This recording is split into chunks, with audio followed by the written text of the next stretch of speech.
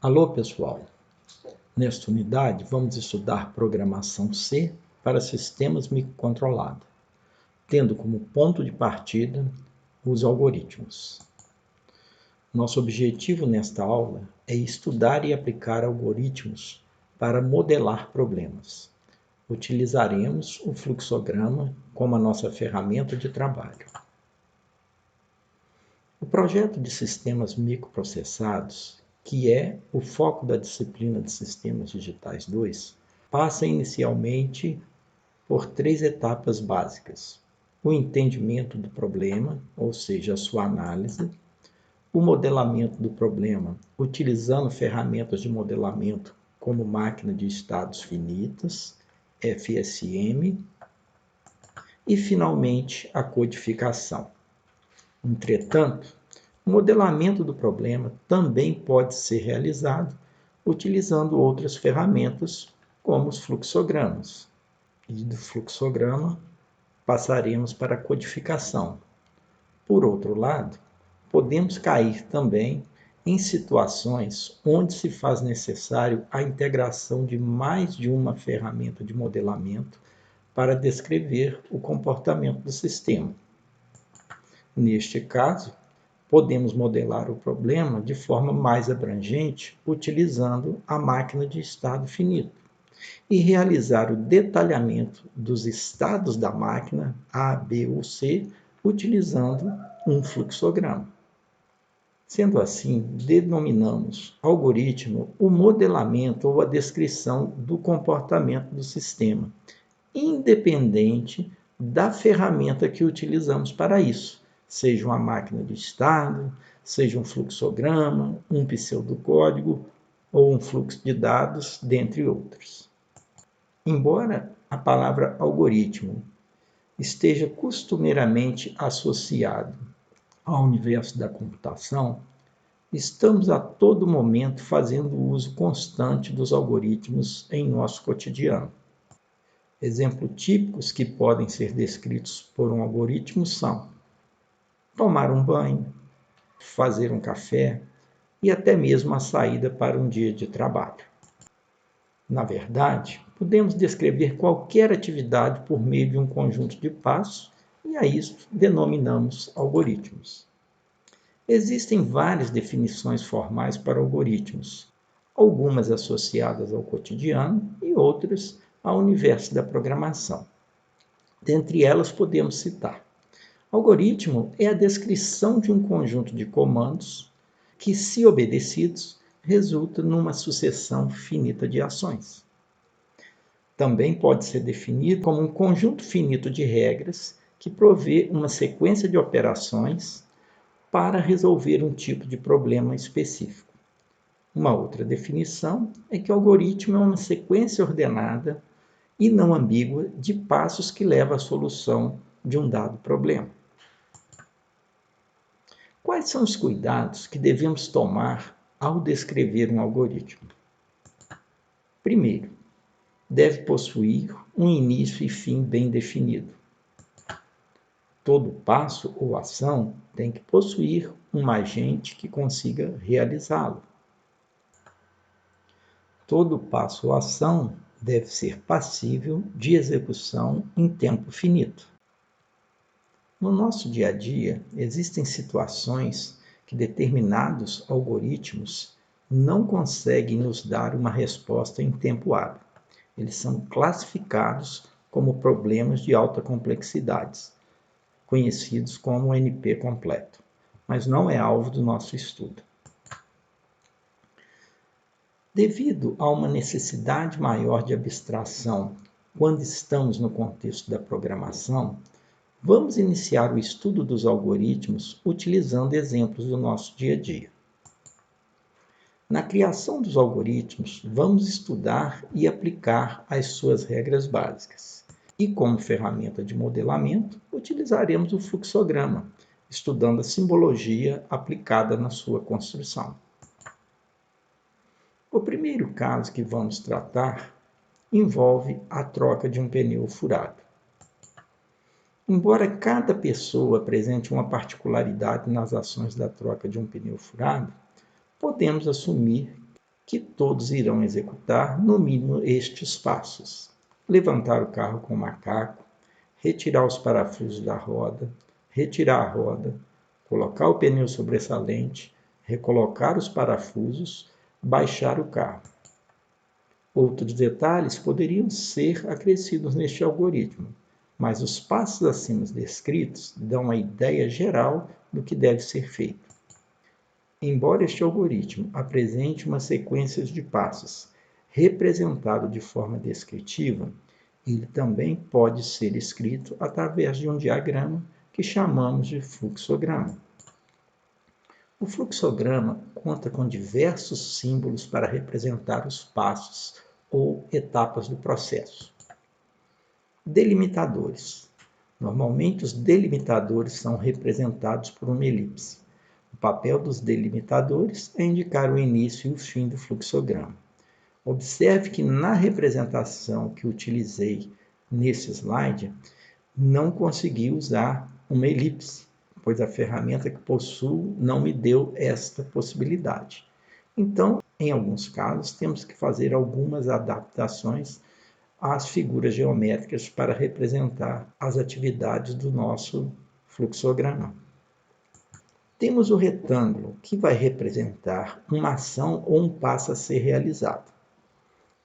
Também é possível inserir em um único retângulo mais de uma ação. Temos a tomada de decisão, representada por um losango. Neste caso, só existem duas respostas possíveis: falso ou verdadeiro.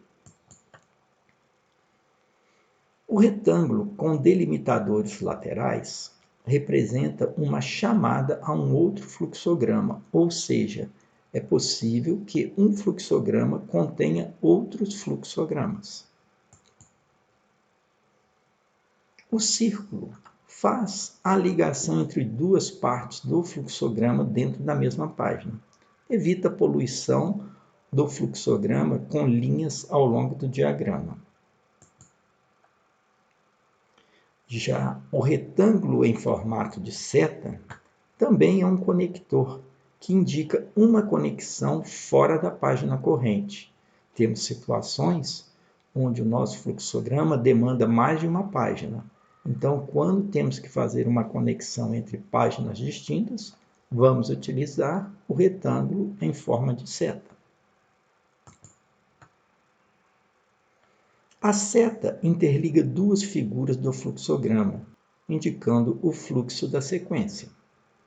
Operações de entrada de dados são representadas por um retângulo com deslocamento. Operações de saída são representadas por este diagrama, que faz alusão a um tubo de raio catódico dos antigos monitores dos computadores. As figuras geométricas apresentadas nos slides 11 e 12 podem sofrer pequenas variações de forma em função da ferramenta utilizada para o desenho do fluxograma. Vamos modelar o exemplo da troca de pneu com um fluxograma. Passo 1. Todos os fluxogramas apresentam de forma bem clara seus pontos de início e fim, e eles deverão ser representados através das elipses. Neste caso, como já foi citado, a elipse está sendo representada por este retângulo arredondado nas suas bordas. A elipse indicativa de início deve ser nomeada com o termo que define a tarefa que será executada pelo fluxograma. Neste caso, troca de pneu. Isto é importante porque faremos vários algoritmos ou vários fluxogramas e cada um dos fluxogramas deverá ter o seu nome próprio. Cada ação ou conjunto de ações do fluxograma será representado por um retângulo. Os números entre parênteses ao lado de cada ação não são necessários para a criação do fluxograma. Eles foram colocados neste exemplo para que possamos detalhar mais à frente uma ação específica.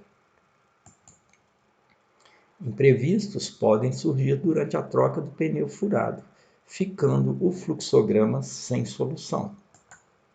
Sendo assim, antes mesmo da troca de pneu, deve-se avaliar a possibilidade da execução da tarefa. Utilize o losango para representar uma tomada de decisão, ou seja, para identificar se será possível realizar a tarefa da troca de pneu. Neste caso, farei primeiro o teste se o sobressalente está cheio. Caso seja falso, terei que dar uma solução, que neste caso será chamar o borracheiro. Retornando ao fluxograma geral, vamos analisar a primeira ação, levantar o carro com o macaco. Esta ação pode ser detalhada, evitando assim a ocorrência de situações sem solução. O grau de detalhamento tem como objetivo elucidar possíveis dúvidas durante a execução da ação. Então vamos detalhar a ação 1. Levantar o carro com o macaco. Primeira observação é avaliar se existe um macaco no carro. Sendo verdadeiro, tem que avaliar se existe a chave de roda. Caso uma dessas ações me dê um retorno falso, eu tenho que ir para a solução, que seria chamar o borracheiro. Garanta a maior clareza possível em cada passo, pois nem sempre quem escreve o fluxograma será responsável pela sua execução, no caso dos programas, pela sua codificação. Observe que no segundo losango só foi inserida a indicação para a condição verdadeira, ficando a falsa subentendida. Neste primeiro caso foram colocadas duas, já neste segundo caso apenas uma, e isso é possível dentro dos fluxogramas. Vamos detalhar mais umas das ações presentes no fluxograma inicial, que seria o segundo passo, que é a retirada dos parafusos. Para carros de passeios com 4 parafusos por roda, basta que eu repita a ação 4 vezes. Entretanto, como ficaria caso desejássemos fazer um algoritmo mais abrangente, onde o número de parafusos fosse um elemento variável, ou seja, independente do modelo do veículo, seja um carro de passeio, um ônibus ou um caminhão? Poderíamos adotar a seguinte solução: uma ação de retirar parafuso e um teste para ver se todos os parafusos foram retirados. Neste caso, estamos utilizando o que denominamos estrutura de repetição, constituída de uma ação, representada por este retângulo, e de uma tomada de decisão, que é o teste da retirada dos parafusos. Mas observe bem, só podemos utilizar uma caixa de ação na estrutura de repetição caso essa ação seja realizada em todos os passos da repetição. Essa estrutura de repetição de tarefas será obrigatória quando desejamos que uma determinada ação ou conjunto de ações sejam executadas um número grande de vezes. Não devemos adotar soluções alternativas como esta, pois polui o fluxograma, tornando-o muito grande. Além do mais, isto leva a uma representação imprecisa, pois não saberemos quando a repetição da ação de retirar parafuso irá terminar. Sendo assim, não devemos utilizar essa estratégia. Temos agora a representação final do fluxograma. Nela podemos encontrar 3 estruturas de tomada de decisão. 2 estruturas de repetição, que é a retirada e a colocação dos parafusos. Também podemos observar 2 conectores na mesma página, conector A e conector B. Observe que o conector B poderia ser suprimido utilizando uma linha de conexão entre eles. Entretanto, o conector A é importante, evitando a poluição do fluxograma com linhas correndo por todo o fluxograma. Também vale destacar os delimitadores do fluxograma. Embora os delimitadores indiquem o início e o fim do fluxograma, não se deve utilizar no início do fluxograma o rótulo início. Atribua a ele um nome sugestivo relacionado com a tarefa que o fluxograma irá executar, neste caso, troca de pneu. Os fluxogramas podem ser aplicados em diversas situações, como o manual de operação do equipamento, na instalação de equipamento, em guias de instrução de montagem, dentre outros. Entretanto, onde de fato podemos aplicar o algoritmo ou fluxograma no contexto da programação de sistemas microprocessados? Suponha o circuito mais básico que estudamos em eletrônica, um pisca-LED. Embora a ideia lógica do fluxograma esteja de acordo com o que foi solicitado, dependemos de algo mais para codificá-lo e posteriormente testar o modelamento realizado no fluxograma. No contexto da programação para sistemas microcontrolados, além do fluxograma, também necessitamos conhecer o hardware, onde o código do programa será carregado e executado. Neste fluxograma, temos também situações conflitantes com os princípios de um algoritmo, pois, como podemos observar, ele não apresenta um delimitador de fim. Situações como esta é comum em sistemas dedicados, pois normalmente eles executam tarefas por tempo indeterminado, só param sua execução na falta de energia. Na próxima aula, trataremos desses problemas e adotaremos a solução adequada para o circuito pisca-LED.